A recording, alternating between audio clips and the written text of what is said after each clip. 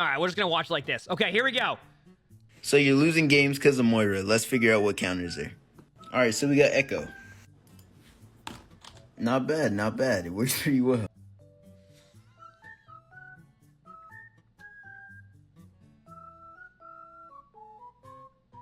In case anybody's wondering, by the way, Moira can fade out of that. Wait a second. I gotta see something You're here. losing games because of Moira. Oh, yeah, okay. Yeah, Echo does not.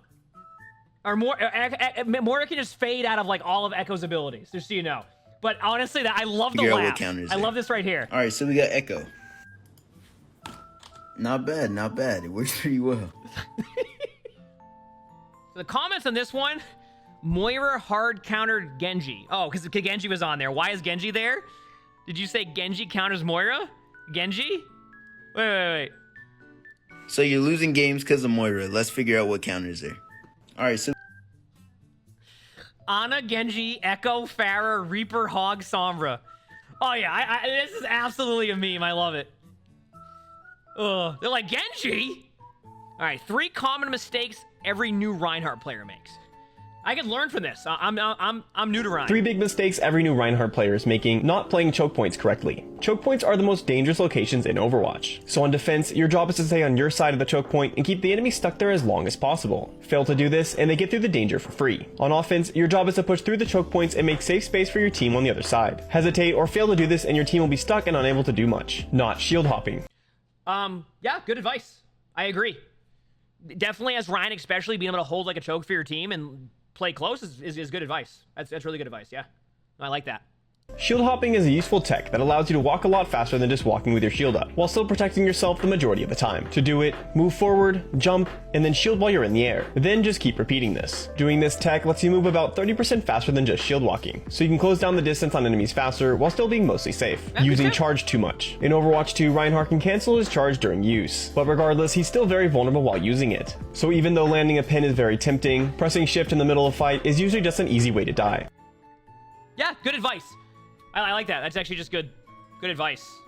The charging one, you are seeing Reinhardt's like charge a lot more. Because like the playstyle is a little bit more like that, but that was just a great, yeah, those are great tips. I agree. Good TikTok. Okay. 3 useful Ramattra techs you didn't know. Here's 3 useful Ramattra techs you didn't know, and if this video helps you out, then help me out. Nemesis Form Armor Tech. When Ramattra enters Nemesis Form through his ability or through his ultimate, Ravenous Vortex, he gains a chunk of armor. However, you have to be careful using his ultimate while in the Nemesis ability, because you won't gain the extra armor unless you cancel the ability first. So make sure to quickly reuse the ability to cancel it before you use your ultimate. Quick melee in Nemesis Form. Most melee characters like Reinhardt... Just to talk about that tip very quickly, absolutely agree. Great tip. You see me doing that a lot more recently now. It's become like a part of like just when I play Ramattra, I will always do that. So the way that tip works is, let's say you use Nemesis form and you're punching somebody, right? And then you pop, and then you do damage to you and you lose that armor, and then you pop your ultimate. That's it, like, you'll lose the armor. Was that what that tip was? Careful using his ultimate while in the Nemesis ability, yeah, watch because you won't gain the extra armor. See the extra armor? So what happens is like, any of the armor you lose, you won't regain. But if you cancel Nemesis and then hit the button again and go into ult form, like say you go out of Nemesis form, then ult, you will gain the armor. It's a good tip. Form. Most melee characters like Reinhardt and Brigitte don't have a 30 damage basic melee attack, but Ramattra does when using his Nemesis form. It does slow down his damage output overall, so don't rely on it, but it gives you an increased burst of damage. Without it, you might need an extra primary fire to kill somebody. Using it right after a regular shot, and you can secure a kill on a target that has 90 HP or less, damaging around corners. Playing around... I want to point out, great advice again. And I was that tip that he was about to go with there, by the way, I was actually going to be like, oh, wait a second, like... And I realized it was covered right there. Basically, if you do that extra like damage tip that we saw, like across the board with Ramattra, you'll actually do less DPS over time, especially with the idea that they can back away from you. So that was actually a really good tip. Yeah, I like that one. Corners and choke points as Ramattra is a very powerful thing to do. However, Ramattra has an extra tech that makes it even stronger. Other melee characters like Reinhardt and Brigitte have to cross around the corner to deal damage. Ramattra doesn't though, as you can slide his Nemesis form primary fires around corners and above cover. I'm gonna be honest with you, these are great. These are great TikTok tips. You didn't know. Accretion Jump. Though Sigma doesn't have any mobility options when not using his ultimate, there are still ways you can get to hard to reach locations. If you shoot Accretion at the ground and jump slightly after it hits, you do an Accretion style rocket jump for further distance. So this used to be a tech you would do on like Hanamura. I also want to point out that you actually can do a very similar play too with that, with the rock that can give you a damage boost. If you bounce the damage off the wall and jump, it can actually work too. So like say you bounce damage in front of you off of a wall, it would also give you a bit of a boost. Not quite like the rock, but that also can work.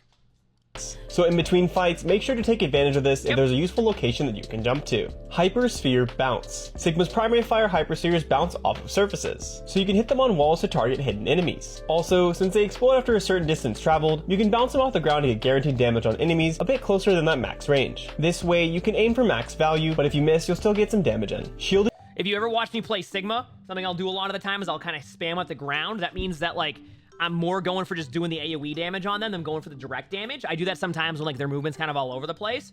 Very good tip.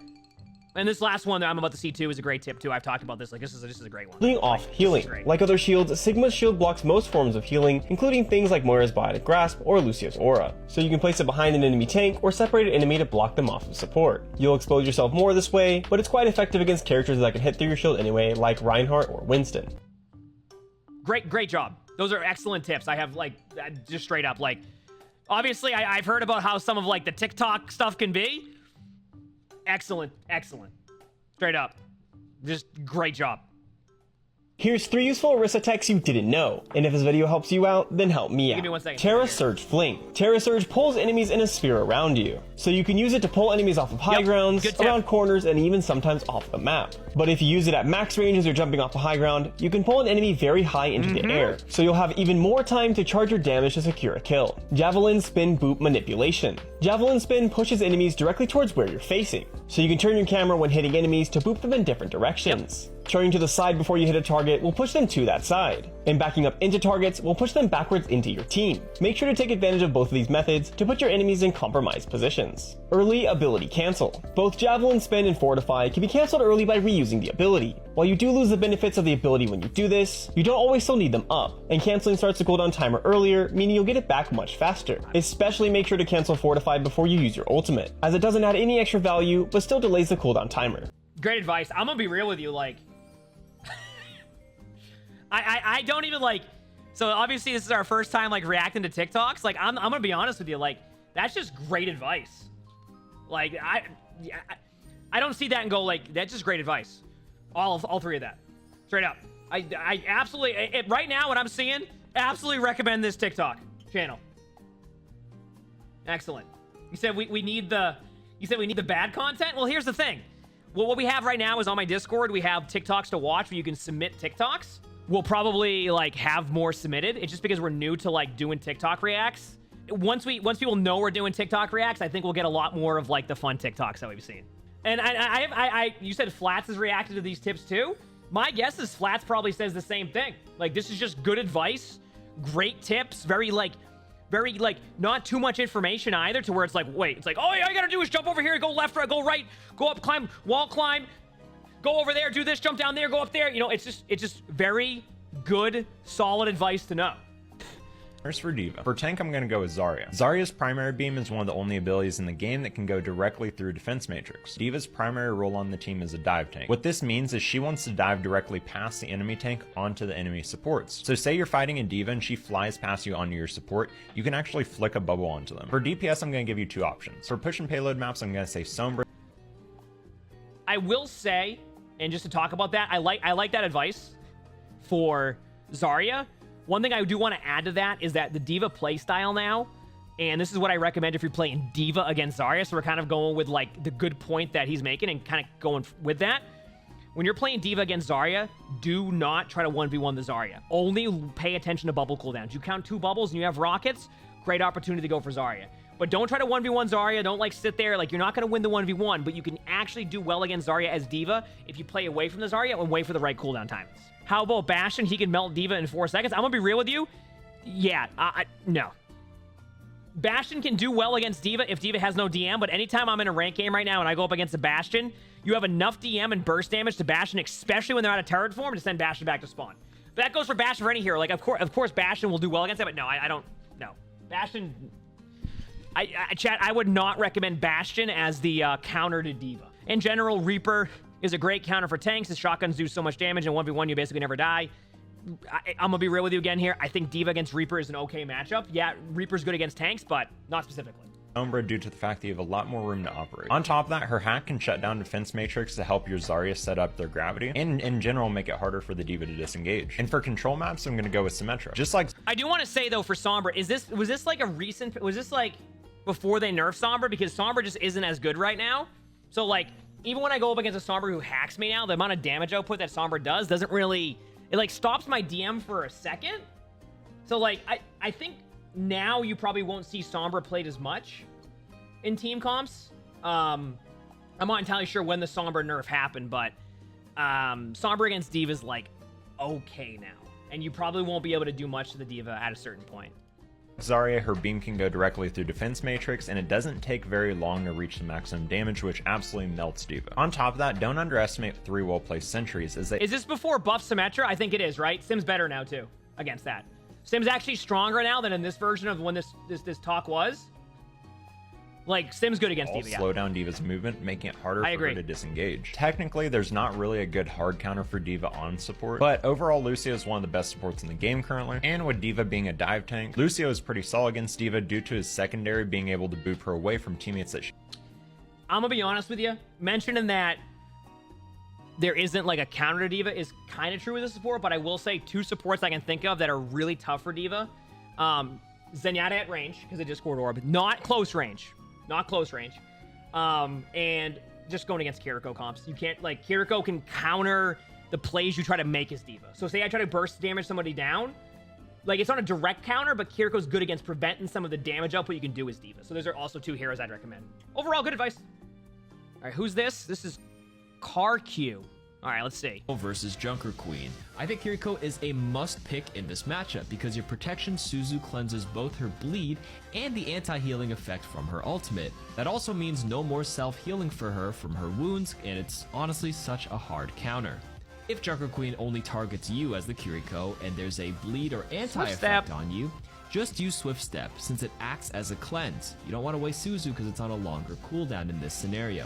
First of all, just so you know, I know who CarQ is. Obviously, we play a lot with CarQ. Yeah, I don't like this at all. No, honestly, yeah. Kiriko just completely counters Junker Queen. Like, straight up. Like, if they don't ever change anything with cleanse, I think Junker Queen will always struggle against the Kiriko unless they change the way that the ultimate works. Yeah, I mean, for anybody watching this, CarQ is great for tips. CarQ has a lot of great advice.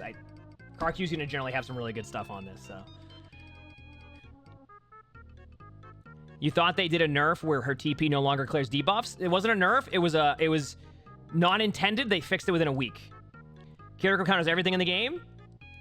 What about no? Not that one ultimate that I can't think of at the time. Kiriko's the most OP character. That can be argued, but very good. Probably the best support. Sorry, but you don't think Kiriko should have 2 cleanses? It should be just a TP and that's it, in your opinion? Yeah. Then what would Suzu do? Suzu's just gonna boop people? I get that though. I mean, the cleanse is definitely like a pretty hot subject a lot of the time. So Suzu's the only way to heal yourself. So if you can't TP out of trouble like the vid, why wouldn't you use Suzu? Well, you can use Suzu, but I'd recommend using TP because, yeah, 100%.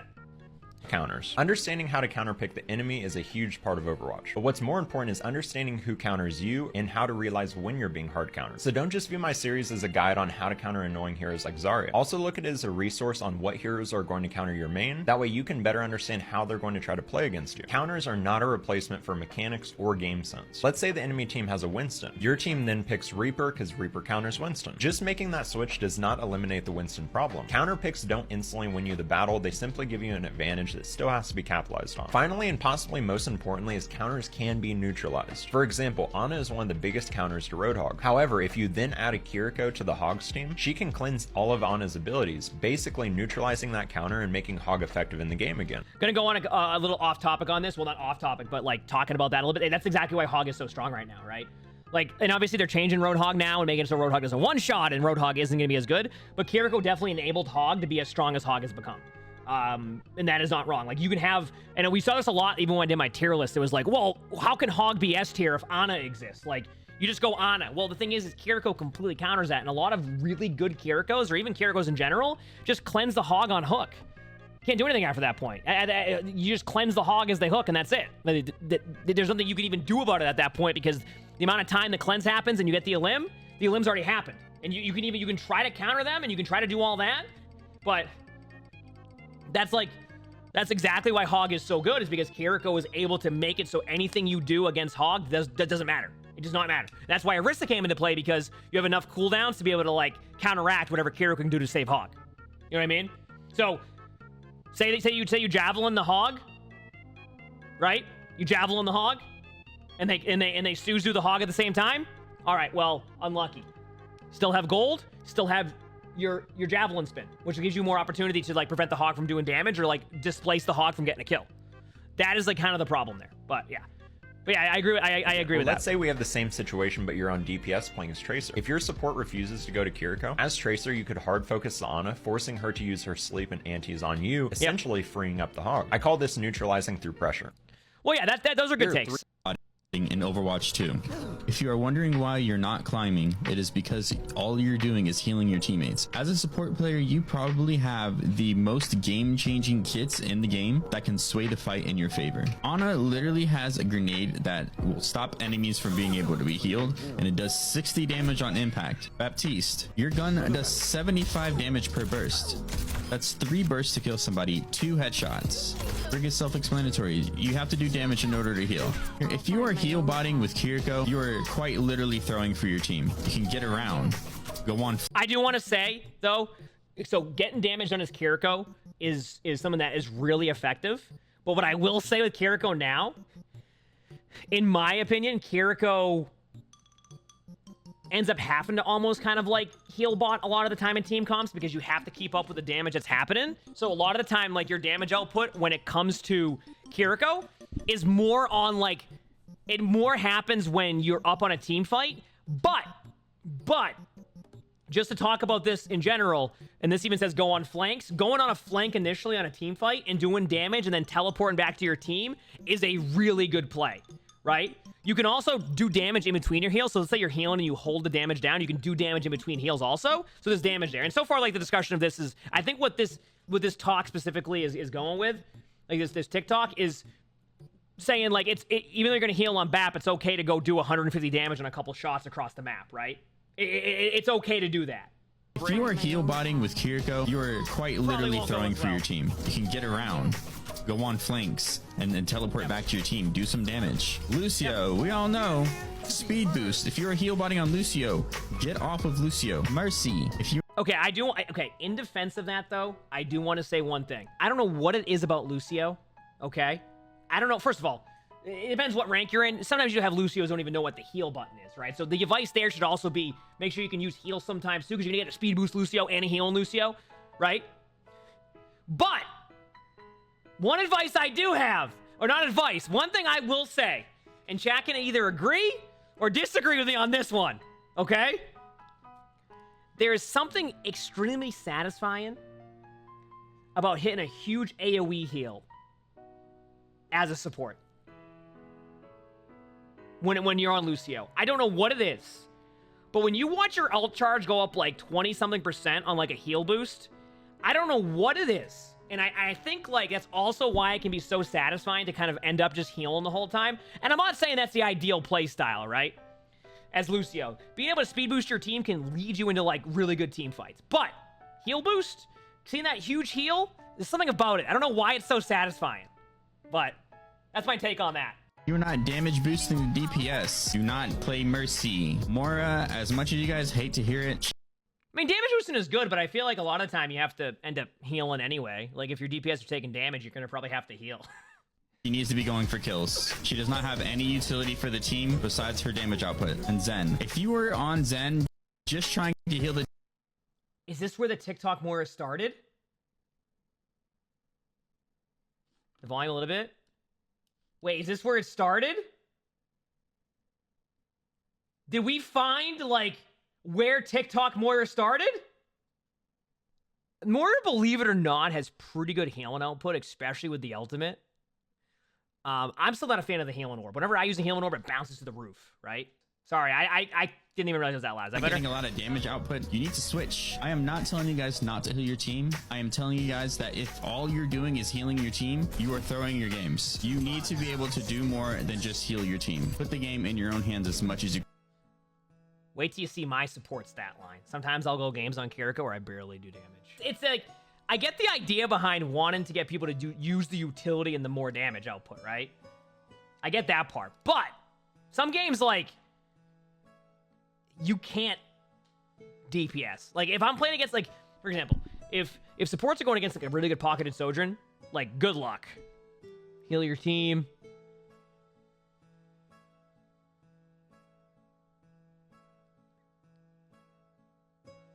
Has no ult besides damage. I mean, Moira healing's pretty good. It's just, do you want to heal? Since Zenyatta should be healing anyways, I mean, Zenyatta definitely should keep the orb up with a DPS. Or even like a tank if you want to, but DPS is good. Okay. Like I said, we're pretty new to reacting to TikToks. We haven't had as many submitted on my Discord, so if you have any TikToks you want to submit, that's totally fine.